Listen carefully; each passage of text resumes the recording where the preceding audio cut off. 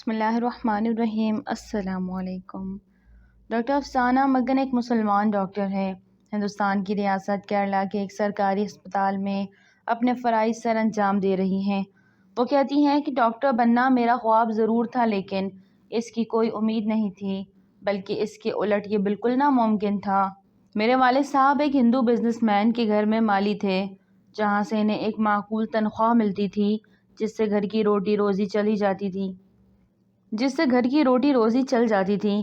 لیکن پھر ایک دن اسی ہندو بزنس مین نے میرے والد صاحب پر چوری کا کیس درج کروا دیا اور میرے والد صاحب جیل چلے گئے۔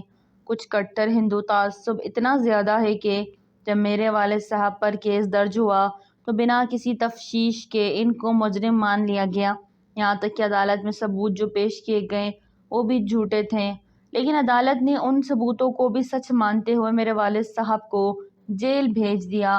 جب تک والد صاحب کو سزا نہیں ہوئی تھی تب تک ہم کیس لڑنے کی کوشش کرتے رہے، لیکن جب والد صاحب کو سزا ہو گئی تو ہمارے پاس واپسی پر گھر کا کرایہ بھی نہیں تھا۔ کجا کہ ہم لوگ دوبارہ اپیل کرتے اور انصاف مانگتے۔ مالی حالات سے اچھی طرح واقف ہونے کی وجہ سے والد صاحب نے بھی ساری چیز کو اپنے نصیب میں لکھا مان لیا اور چپ چاپ اپنی قید پوری کرنے لگے۔ میری ماں اکثر ایک ڈاکٹر کو دعائیں دیا کرتی تھی۔ وہ ڈاکٹر بھی ایک ہندو خاتون تھی، لیکن رحم دل تھی، خلق کے خدا پر بہت زیادہ رحم کرتی تھی، اس لیے اللہ تعالیٰ نے اس کو بے حد نواز رکھا تھا۔ میں جب چھوٹی تھی تو میری والدہ نے مجھے ایک کپڑے میں لپیٹ رکھا تھا اور اپنے سینے کے سامنے لٹکا رکھا تھا، اور وہ خود ساتھ ساتھ کچرا بھی چن رہی تھی۔ مجھے شاید بخار تھا اور میرے گھر میں اس وقت میری دوا کے لیے پیسے نہیں تھے۔ میری تکلیف کو محسوس کر کے میری والدہ صاحبہ رو رہی تھی۔ اسی دوران وہ ڈاکٹر صاحب روڈ سے گزری اور میری والدہ کو روتے دیکھا تو ان سے وجہ پوچھی۔ میری والدہ نے ان کو ٹالنا چاہا، مگر ڈاکٹر صاحبہ نے جب اصرار کیا تو میری والدہ نے اس کو ساری بات بتا دی۔ میری والدہ کی بات سن کر ڈاکٹر صاحبہ نے ان کو تسلی دی اور کہا، اتنی سی بات کے لیے آپ رو رہی ہیں، یہ تو کوئی مسئلہ ہی نہیں ہے۔ وہ میری والدہ کو اور مجھے اپنے ساتھ اپنے کلینک لے گئی، میرا مکمل چیک اپ کیا، مجھے دوائیں لکھ کر دی۔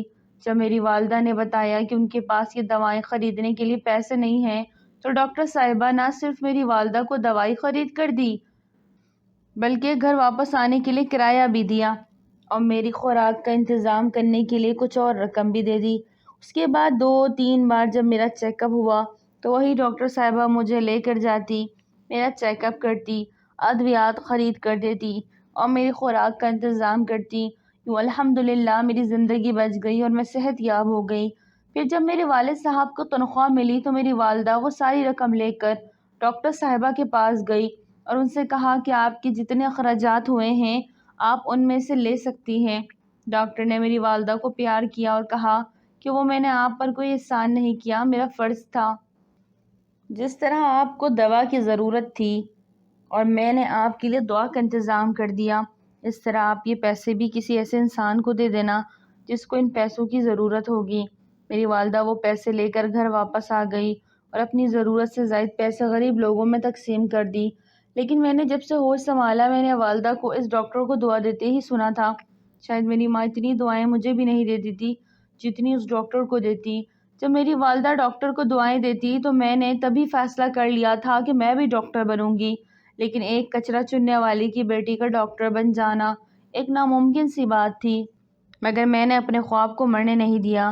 میں سارا دن اپنی ماں کے ساتھ کچرا چنتی اور شام کو تھوڑی دیر کے لیے پڑھنے کی خاطر محلے کی آپی کے پاس چلی جاتی۔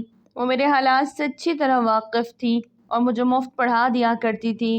انہوں نے مجھے ایک نصیحت کی تھی کہ تم جس چیز سے متاثر ہوئی ہو وہ ڈاکٹر کی ڈگری نہیں بلکہ ایک انسان کا رحم ہے۔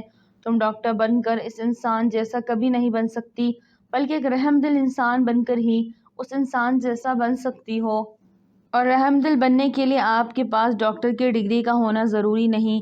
مجھے اس آپی کی بات دل پر لگی اور میں نے اس دن فیصلہ کر لیا میں ہر کسی کے ساتھ رحم اور بھلائی سے پیش آؤں گی۔ میں ایک بار اپنی والدہ کے ساتھ کچرا چن رہی تھی کہ مجھے ڈبے کے پاس سے ایک بلی ملی جس کا جسم مکمل طور پر جل چکا تھا اور چلنا پھرنا دور کی بات ہے وہ اٹھنے اور بولنے کے قابل بھی نہیں تھی۔ اس ڈبے کے نیچے اس کو 2 چھوٹے چھوٹے بچے بھی پڑے ہوئے تھے۔ میں نے ایک نرم کپڑا ڈھونڈا، انتہائی احتیاط کے ساتھ اس بلی کو اٹھا کر ایک گتے پر رکھا، اس کے بچوں کو کپڑے میں ڈالا اور بلی کو لے کر اپنے ساتھ گھر لے آئی۔ میں نے گھر آ کر بلی کے زخموں کو دیسی ٹوٹکوں کے ساتھ صاف کیا، اس کا علاج معالجہ کیا۔ اس کی خوراک کے لیے میں روزانہ کچھ زیادہ ٹائم کچرا چنتی اور جو کچرا بھی زیادہ ٹائم میں جمع کرتی وہ میں بیچ کر اس کے لیے بلی کی خوراک اور اس کے بچوں کے لیے دودھ خریدتی، یہاں تک کہ تقریباً 4 ماہ میں بلی صحت یاب ہوئی اور تب تک اس کے بچے بھی سنبھل چکے تھے۔ میرا دل کہتا ہے کہ میری یہی نیکی تھی جو اللہ تعالیٰ کو پسند آ گئی اور آج میں ایک ڈاکٹر بن گئی۔ یوں میری اس نیکی کی وجہ سے اللہ تعالیٰ نے ایک بہت امیر فیملی کو ہمارا وسیلہ بنا دیا۔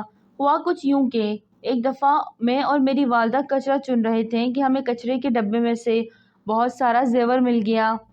ہم لوگوں نے وہ زیور اپنے پاس رکھا اور کچرے کے ڈبے کے ارد گرد موجود گھروں میں سے پوچھا کہ کسی کا کوئی بہت ضروری یا قیمتی سامان تو نہیں غائب ہوا۔ ایک گھر کے علاوہ باقی تمام گھروں نے انکار کر دیا اور جس گھر نے کہا ہمارا کچھ زیور گم ہوا، ہم نے اس سے کچھ نشانیاں مانگی۔ جب انہوں نے بالکل ٹھیک نشانی بتا دی تو ہم نے ان کو سارا زیور واپس کر دیا۔ وہ لوگ ہماری امانت داری سے بہت متاثر ہوئے اور انہوں نے میری والدہ کو اپنے گھر پہ کام پہ رکھ لیا۔ انہوں نے جب ہمارے حالات کے بارے میں جانا تو میرے والد صاحب کا کیس لڑا، ان کی ضمانت کروائی اور میرے لیے تعلیم کا بندوبست کر دیا۔ میں ان کے بچوں کے ساتھ تعلیم حاصل کر رہی تھی۔ ان کے سارے بچے تو اپنے بزنس کی فیلڈ میں چلے گئے لیکن میں اپنے خواب کی تکمیل کرتے ہوئے ڈاکٹر بن گئی۔ اور جس طرح میری ماں سے وہ ڈاکٹر دعائیں وصول کیا کرتی تھی، جس نے میرا علاج کیا تھا اور میری جان بچائی تھی، بالکل اسی ڈاکٹر کی طرح رحم دل ہوتے ہوئے میں نے بھی غریب لوگوں کے گھروں اور جھونپڑیوں میں جا کر ان کے بچوں کا علاج کرنا شروع کر دیا۔ اپنی حیثیت کے مطابق ان کو اپنے پلے سے دوائی خرید کر دیتی اور ان کی خوراک کا بھی مناسب بندوبست کر دیتی۔ اس کے علاوہ میں نے ایک کام یہ بھی کیا، جس طرح مجھے ایک آپی مفت پڑھا دیا کرتی تھی، میں نے بھی فارغ وقت میں بچوں کو مفت پڑھانا بھی شروع کر دیا۔ گو کہ میری شادی کے بعد میرے شوہر کو میری یہ عادات پسند نہیں تھی، لیکن میں نے پھر بھی اپنی عادات کو نہ چھوڑا، شوہر کے غصہ وغیرہ کو برداشت کرتی رہی اور اپنی عادات پر قائم رہی۔ الحمدللہ آج میں 60 سال سے اوپر کی ہو چکی ہوں اور میرے پاس پڑھنے والی کئی بچیاں اور بچے ڈاکٹر بن چکے ہیں۔ میں جس مقام پر کھڑی ہوں اس کی وجہ سے اس ڈاکٹر صاحبہ سے ملنے والی موٹیویشن کو قرار دیتی ہوں جنہوں نے میری جان بچائی تھی، مگر میں کہتی ہوں کہ سب کامیابیوں کی وجہ میری وہ نیکی ہے جو میں نے ایک بے زبان پر رحم کر کے کمائی تھی۔ اس نیکی کے بعد میرا اللہ میرے لیے وسیلے پیدا کرتا گیا اور میں اپنے خوابوں کی تکمیل کرتی گئی، یہاں تک کہ آج جس مقام پر میں کھڑی ہوں یہ میرے رب نے اس نیکی کی عوض مجھے عطا کی۔ میں اپنے پڑھنے والے اور سنانے والوں کو یہ بھی کہوں گی کہ آپ کم از کم ایک چیز ضرور اپنا لیں، اور وہ چیز یہ ہے رحم۔ یہ رحم آپ کے دونوں جہانوں میں کامیاب کر دے گا۔ جس کو مجھ پر یقین نہ آئے وہ میری بات کو آزما کر دیکھ سکتا ہے۔